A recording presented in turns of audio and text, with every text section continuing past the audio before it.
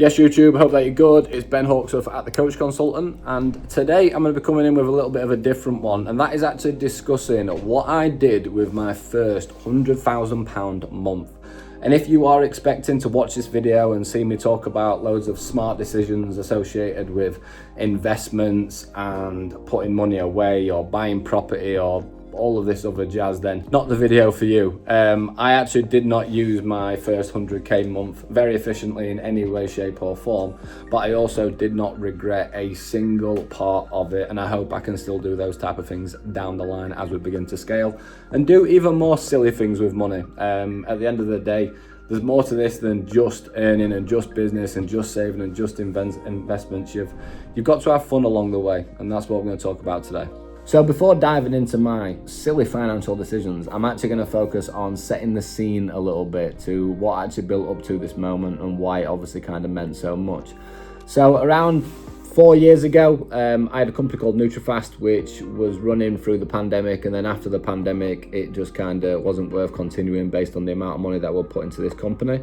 And in essence, I had to pretty much bounce back and come back into the fitness industry. I was coaching previously, doing very well, like 30 grand months. I still had my education company, but I'd focused on this meal prep company during the pandemic for so long that I'd taken my eye off the education company.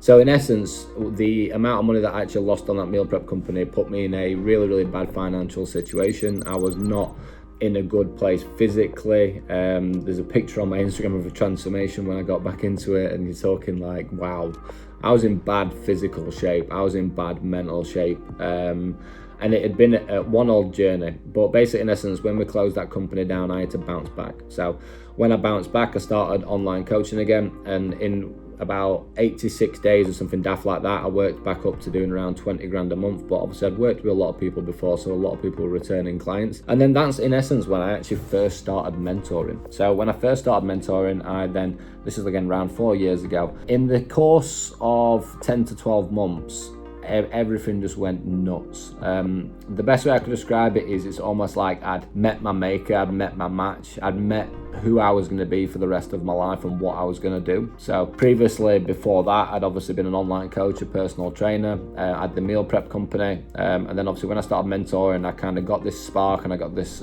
spike in me, because basically in essence, business just represents so much to me that I'm so passionate about in terms of like personal growth, human performance, systems, strategies, like even standard operating procedures.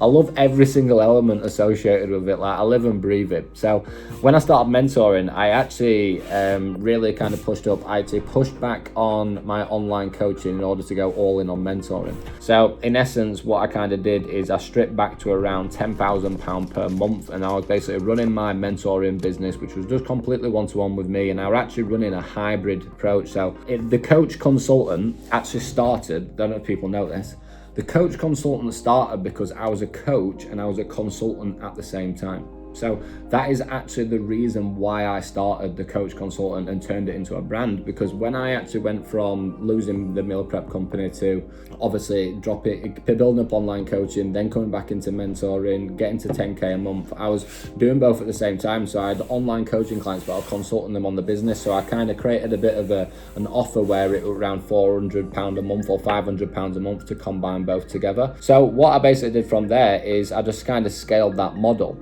And what happened in the 12 months after that was like nothing I'd ever experienced in my life. I hit 10x revenue within 11 months. So I went from losing tens upon tens of thousands of pounds a year of my life, in the worst shape I've ever been in, feeling mentally the worst I've ever been in, financial huge loss, to then start having to scramble to get my coaching business back up again, to then turn it into the hybrid, which again was the coach and the consultant, which is now what we do with the Coach Consultant. It actually turned into a proper logo. Back in the day, it was Ben Hawksworth and it said Coach Consultant underneath as a signature logo. Any OGs will remember that. So basically, in essence, we kind of come in and would hit 10x revenue. I say we, it was just literally me, and I got Beth on board. So Beth actually started out as like an admin assistant to me around 4 years ago. She's now our client success director. She's one of the best performing staff members and team members I've ever seen in any business, not just my own. And she's kind of been in it from the thick and thin with me. So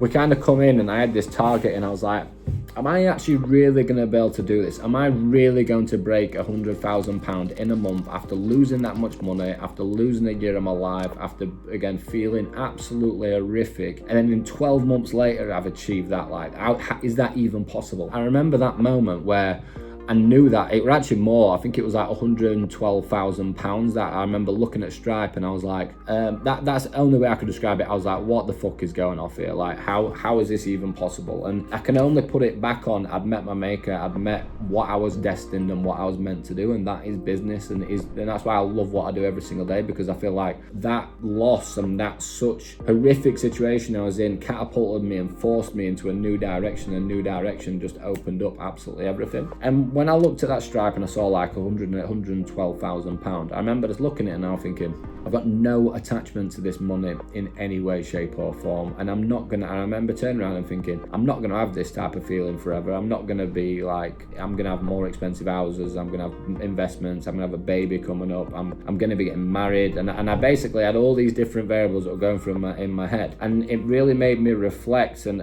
look and thought, how have I done this? And it weren't just about business, it weren't just about strategy, it weren't just about like being good at what I do. I look back and I thought, my friends have supported me on levels that other people will never ever be able to comprehend. So back when I was in my early 20s, when I was in my mid 20s, and then when I come into this situation, like, these guys had seen me and supported me at absolute rock bottom, where I was homeless, I was sleeping on a mattress at my mate's house, Darren's, I lost my business, I had to restart again. I then went in through the NutriFast pandemic and I went down even more, and throughout that whole process, my mates had basically kept me going and kept me focused. And if it weren't for them, I'd have never come in and basically achieved what I did. I know that fundamentally, and that's why I'm so focused and intent on people making sure they've got the right support network around them and they're around the right people, because when you're around the right people, you can work through anything. So I remember looking at this and I turned around and I was like, we're all going to Dubai.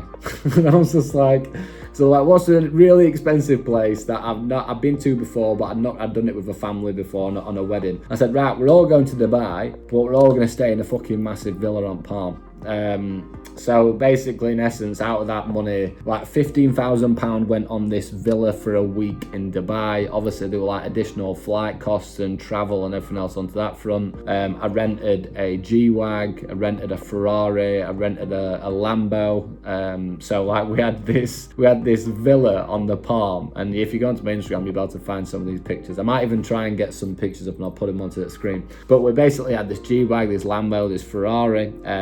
I actually did a skydive, which was the worst experience I've ever had in my life, by the way. I would never ever do that ever again. And also on top of that, we were going out for food every single night. I had basically done a podcast marathon. So Michael Beruti, so one of my very, very good friends who's a videographer in Dubai, we did 18 podcasts in 3 days, and I was very drunk from the night before, still coming into these podcasts. And basically, in essence, was lived it large. We kind of coming in, we had DJ set up in the front room, and overall it was just like an absolute, like, when I talk to my mates about it now, like, you can never ever replicate the energy of that holiday. And the energy was like that is because I was like, we walk into a shop and you want something, we're buying it, right? You want to eat a steak, what's 200 quid, you're eating it. And for me, you've got to take into account, I'd come from being in the council house, again, decorated past. I've not had financial support massively in any way, shape or form. And I'd worked through a lot of shit times. And for me, spending that money, which actually totaled around £40,000. So I spent £40,000 in 7 days using the first time that I actually hit a 100k month all those years ago. My accountant went absolutely ballistic. Stacey thought I was the biggest idiot in the world. But for me, I knew that's the single thing and the only thing at that point. I wanted to spend the money on the people who had supported me through thick and thin. I wanted to support the people who had seen it through to the end and give them an experience that they'd never ever be able to forget. And that's exactly what we did. My best mate proposed to his missus on the Burj, and overall there were just all these different variables what just made every single penny of that worth it. And what I wanted to take into account, guys, because I've had a lot of conversations with people recently about this, is you turning up to work every single day, right? You're working through obstacles, you're working through pain, you're seeing in the Groundhog Day where you might not see a response, but you're still turning up. Make sure that you've got something that you're working towards. I always knew I wanted to repay my friendship group, but I didn't know what until I had it, and then I wanted to go in big. And something that I realized coming in 2025 is the importance of making sure that you are setting goals for yourself which aren't associated with just going to the gym. Like, the reason that I say this is when I looked at what I was actually planning for myself in 2025, it was work, climbing mountains and doing an ultra trail run. And I was like, that is either mentally or physically taxing and stressful. So the things that I class as fun are very, very physically stressful. So I kind of turned around and I said, I love cooking. And I was like, I set a goal that I want to eat at 12 Michelin star restaurants this year. And I booked one, which is actually in January. Booked loads of trips for me, Stacey and Remy, and a few holidays. And knowing that I've got that coming up, and you can probably tell this actually in this YouTube video, but knowing that I've planned out my year, knowing that I've set these fun things to do, knowing that I'm working towards something greater than just getting money. And don't get me wrong, that money like paid for a kit, and the months after that, obviously, and the years after that, like as house got renovated, it's worth a lot more now, and I've got investments there. Then I've now invested into properties, and I've got ISAs and pensions and everything else set up. But back then, 4.5 years ago, when I first got that, I had nothing set up. And I do not regret a single thing associated with what I did.